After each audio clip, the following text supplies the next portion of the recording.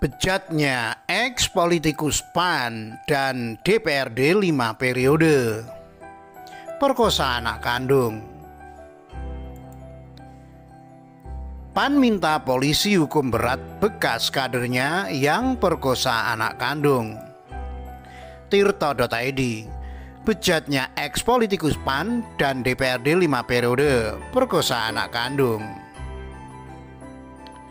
Ali Ahmad 65 tahun menjadi tersangka dugaan kasus pemerkosaan.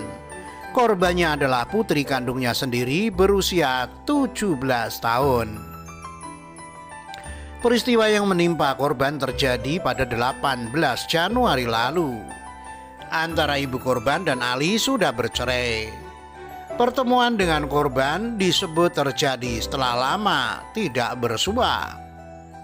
Ali meminta izin kepada istrinya yang tengah terbaring sakit akibat infeksi virus corona. Dalam pertemuan, keduanya berbincang tentang persiapan masuk ke perguruan tinggi. Korban diberi uang 1 juta rupiah untuk biaya les mandiri. Pertemuan berlanjut menjadi tragedi bagi korban. Pelaku mencabuli anaknya sendiri. Tersangka tidak mengakui perbuatannya. Tidak itu, tidak. Masa sama anak kandung sendiri, kata Ali di kantor Polresta Mataram, Nusa Tenggara Barat, Kamis 21 Januari 2021, melansir Antara. Dalam pertemuan, selain meminta uang, anaknya juga minta menghendaki sebuah telepon genggam. Saya ini sudah lama tidak ketemu dengan anak saya, karena saya juga sudah lama bercerai sama ibunya, ujar dia. Polisi tidak percaya dengan penyangkalan pelaku.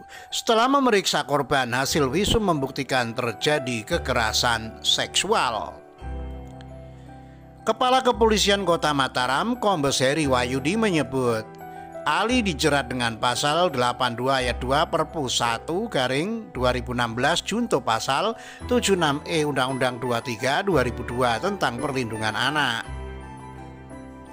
Ancaman hukuman 15 tahun penjara. Penyidik memperberat ancaman pidana sepertiga dari pidana pokok karena korban adalah anak kandung. Sesuai dengan sangkaan pidananya, yang bersangkutan terancam hukuman paling berat 15 tahun penjara ditambah sepertiga dari ancaman pidana pokoknya. Kata Kapolresta Mataram, Kombes Pol Heri Wahyudi di Mataram, Kamis 21 Januari 2020, melansir Antara. Karir politik pelaku Ali Ahmad. Ali Ahmad dikenal sebagai politikus senior di Nusa Tenggara Barat.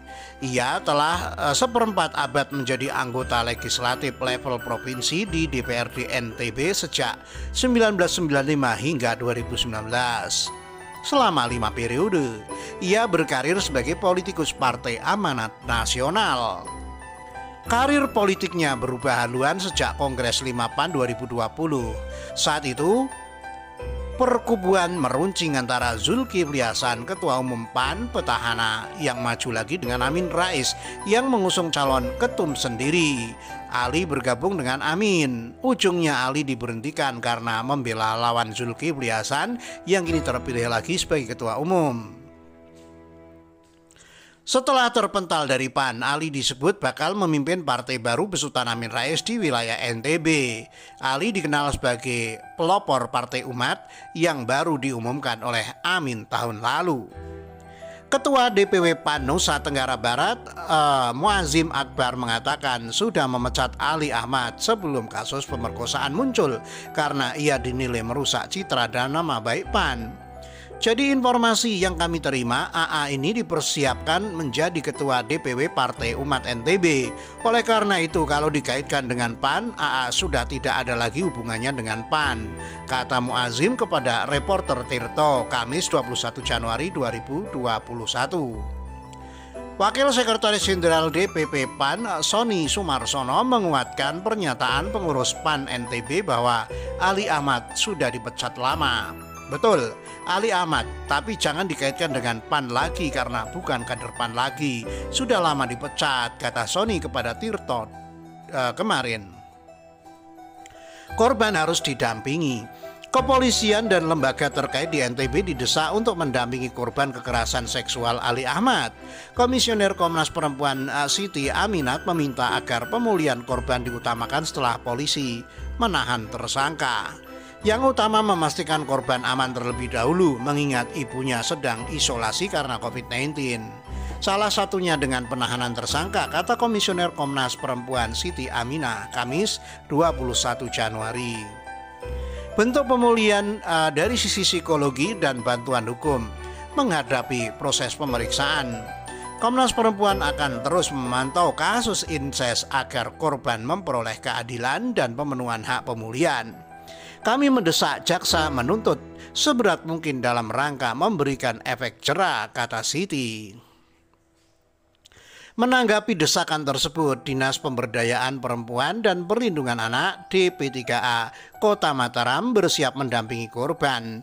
Kepala DP3A Kota Mataram Dewi Mardiana Aryan mengatakan pendampingan akan berjalan setelah berkoordinasi dengan Lembaga Perlindungan Anak atau LPA Kota Mataram yang saat ini sedang menangani kasus tersebut. Instansinya juga akan berkoordinasi dengan pihak sekolah tempat korban belajar.